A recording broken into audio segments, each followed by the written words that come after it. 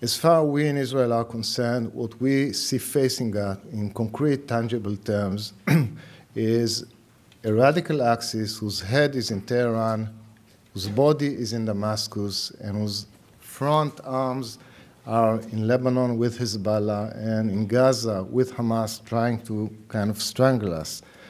We have had armed conflict with these two arms, with Hezbollah in 2006 and with Hamas more recently.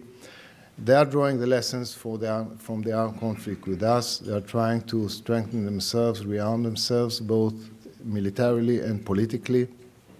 In Lebanon, you have Hezbollah with 3 times more rockets than they used to have during the crisis in 2006, over 40,000 rockets. They have capabilities of a military, long-range rockets, UAVs, drones, artillery, and other capabilities that only militaries possess. And in the Palestinian scene, you have Hamas controlling Gaza, trying to reassert themselves, but also their ambitions, of course, go beyond Gaza. And if political elections were held, I think they will try and, of course, reassert themselves in the West Bank as well. And beyond that, what we see is a growing coordination between the members of this axis. You clearly see very active military coordination between Iran, Syria, and Hezbollah. I think what you see today in Hezbollah, the way they're arming themselves, if in the future there will be war with Syria, God forbid, I hope not, then Hezbollah could pose as another front for the Syrians.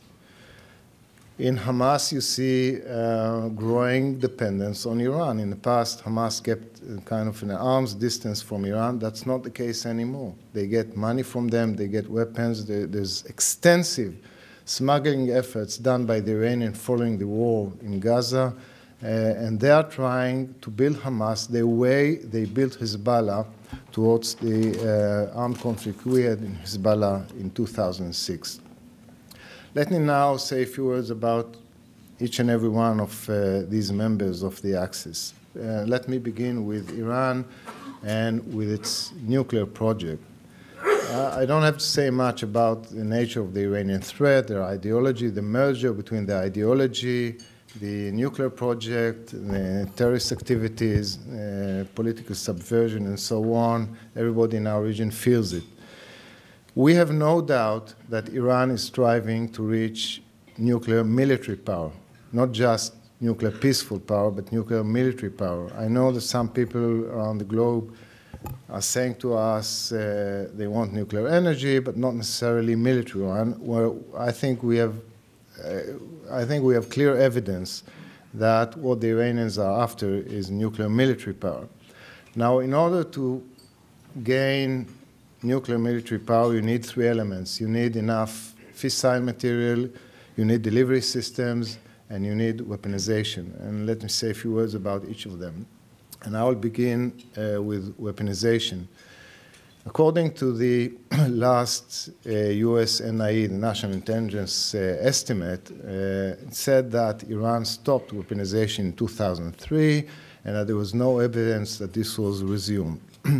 Well, on this we beg to differ. We think that the Iranians have continuously dealt with weaponizations, but in any case, I don't think this is the key issue. It's not a bottleneck. If they have enough material and if they have the delivery system, this is not going to be the bottleneck. Delivery system they already have, the Shihab missiles, and they are extending their range to 2,000 kilometers, and they are buying and producing other types of missiles, long-range missiles. But the key issue is, of course, enrichment or fissile material, and they are pursuing 2 tracks, plutonium and uranium, and I'll speak about the more immediate one, short-term one, namely the enrichment of uranium. In order to have one nuclear device, you need 1,500 kilos of low-enriched uranium, which you then turn into high-enriched uranium, 90% and more, and together with weaponization, you have a nuclear bomb. The Iranians, up till now, according to our information and IAEA reports, stockpiled over a ton, over 1,000, perhaps 1,100 kilos of low-enriched uranium. And if they continue the same pace, unabated, they will have enough low-enriched uranium for one device by the end of this year or the beginning of next year. And that could be a problem once they reach this breakout capacity. Now, it means that while we still have time to deal with the problem, we don't have very much time to deal with it, because once they have this breakout capacity, and if under a certain scenario they decide to enrich to a higher degree of enrichment and weaponize, then they can have a first device by the end of 2010, perhaps beginning of 2011, and that's not very far away. What will the Iranians do once they reach this breakout capacity? In theory, there are 4 scenarios. First is they could break the rule, withdraw from the NPT, kick out inspectors, take hold of the stockpile they have and turn it into high-enriched uranium. I'm not sure this is their first priority, because if they do so, they of course defy the whole international community, and I don't think they want that. But on the other hand, some people reason that they might do so, because if they do so and they declare to the whole world that they have become a nuclear power, then maybe in their minds they insulate themselves from international response. What can you do to us? We're already nuclear. And the North Koreans have done so, and if the Iranians look at the North Korean example, they could draw some encouragement from it. What happened to the North Koreans? So it's not, while I don't think this is the first Iranian choice, I can't rule out that this is what they will do, which means that once they reach this breakout capacity, we are in a real danger zone. Second option for the Iranians would be to stop at this threshold once they have enough stockpile and continue with low-enriched uranium and gather stockpile material for a second device, third device, fourth device, I don't know, until they find the right moment to break ahead. If they feel that the international community is not strong enough, not pressurizing them enough, and they have an opportunity, then they might break ahead. Third opportunity is to steal with the existing inspected material they have.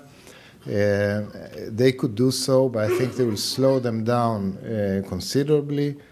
In theory, it could be done under, based on what IAEA tells us, they could divert or steal up to, I think, 15% of the stockpile without this being noticed.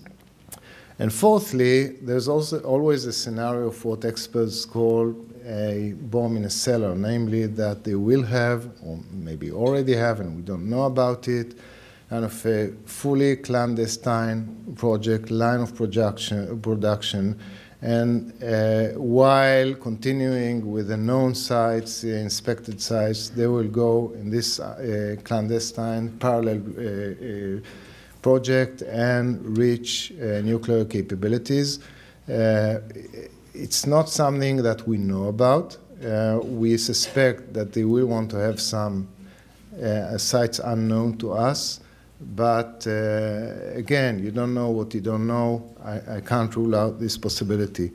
In any case, to sum up these scenarios, I think once the Iranians reach a breakout capacity in terms of enough, sufficient stockpile of low-enriched uranium, we are in danger zone.